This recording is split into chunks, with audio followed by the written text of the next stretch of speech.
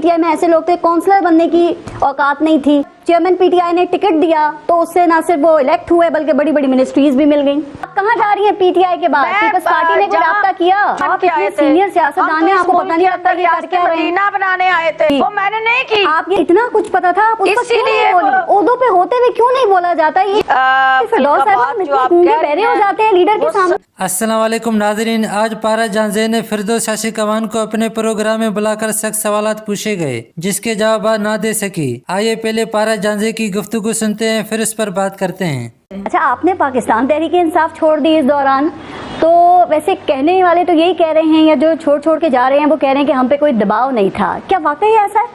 मेरा पार्टी के अंदर जो वो गैंग था जिसने इमरान खान साहब को आज बंद गली में पहुंचाया जी, हर वक्त मैदान में मेरे खिलाफ उतरते थे कि मुझे ग्राउंड से बाहर करना है। और जो ही खान साहब ने और पीटीआई ने अपना बयानिया बदला और अपनी तोपों का रुख और टारगेट जो है वो यूनिफॉर्म को कर लिया और असल सियासी मुखालफों से निकल के वो पाकिस्तान के मुहाफिजों के ऊपर चढ़ दौड़े, तो ये तो मेरा बयानिया नहीं हो सकता था ना। और पीटीआई के चेयरमैन जो हैं वो पिछले एक साल से इस नैरेटिव को लेके चल रहे थे, वो इदारों पे इल्जामात लगा रहे थे, अपने कत्ल की साजिश में मुलविस होने की बात कर रहे थे, उन्होंने अफसरान के मुख्तलिफ नाम वो देते रहे। आपने कहा कि जब नैरेटिव बदला तो मैंने साइड पे अपने आप को कर लिया। पार्टी क्यों नहीं छोड़ी उस वक्त? आपने इतना लंबा अरसा क्यों आपने वेट किया? अल-कादिर ट्रस्ट के तहत यूनिवर्सिटी बनाने के जो इल्जामात लगाए गए हैं, क्या वो सारे दुरुस्त हैं?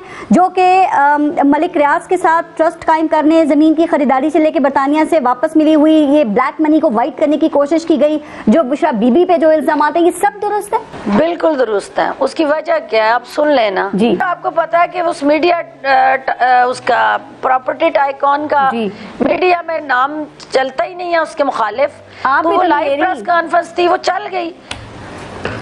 मुझे कोई खौफ नहीं है, तो फिर मैं किसी की कहानी नहीं हूँ ना, मैंने किसी का जो है वो अल्लाह के अलावा कोई किसी का मुझे डर है या खौफ है। फिर एक बात पूछूं, आपने कई बार ये बात कही, जब आपसे बुशरा बीबी के हवाले से मुतालिक सवालात किए गए, आपने ये कहा कि उनका अपने शौहर के ऊपर बहुत असर है।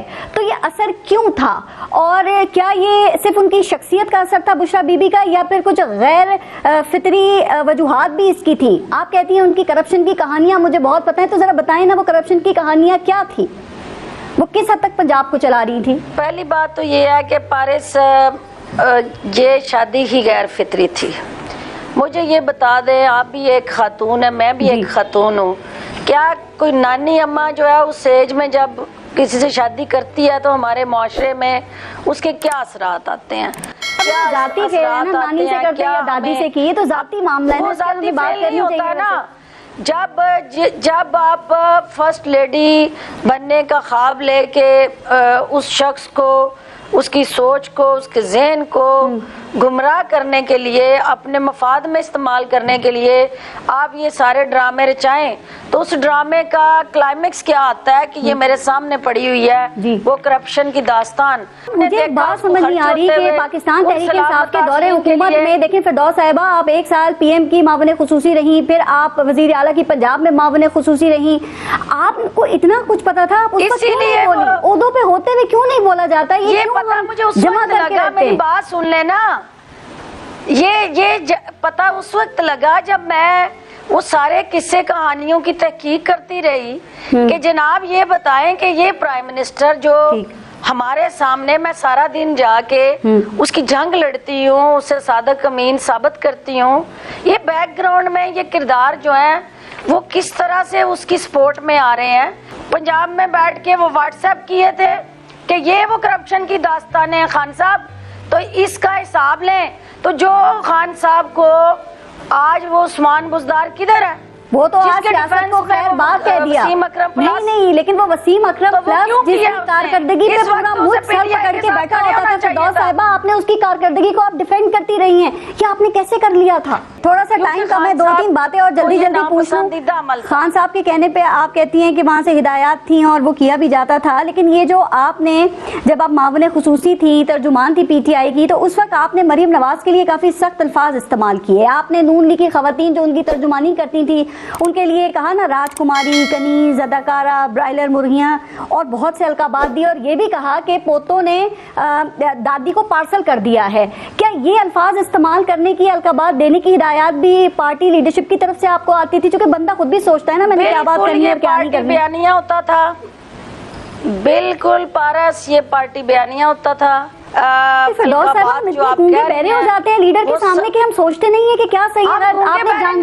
आपने जहांगीर तरीन की बहरे नहीं है, नहीं, आपने जहांगीर तरीन के खिलाफ सख्त अल्फाज इस्तेमाल करने से मना किया था ना, बयानिया था, आपने माजरत की थी, तो नून लीग और पीपल्स पार्टी के हवाले से क्यों नहीं की? वो मैंने नहीं की। आप ये समझती हैं कि आपने जो कुछ पीपल्स पार्टी और पीडीएम की क़यादत के हवाले से बात की, इस वक्त जो मौजूदा क़यादत है क्या वो अभी भी करप्ट है?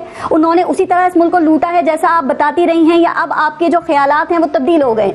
मेरे ख्यालात बिल्कुल वही हैं, आज भी वही हैं, लेकिन साथ मेरा एक नतीजा भी मैंने निकाला है जी कि इन लोगों को जिनकी मैं बैठ के सारा दिन उनके खिलाफ जो है वो बयानियां देती थी, उन्होंने उस मुल्क को उतना नुकसान नहीं पहुंचाया जितना पीटीआई की नलायकी और नाअहली ने पहुंचा दिया। हम तो अवाम के मसीहा बन के आए थे, सीनियर सियासतदान हैं, आपको पता नहीं लगता ये करके मदीना बनाने आए थे। ये 3.5 साल बाद पता लगता है हमने पहुंचाया। आप कहाँ जा रही है पीटीआई के बाद? पीपल्स पार्टी ने कोई राब्ता किया?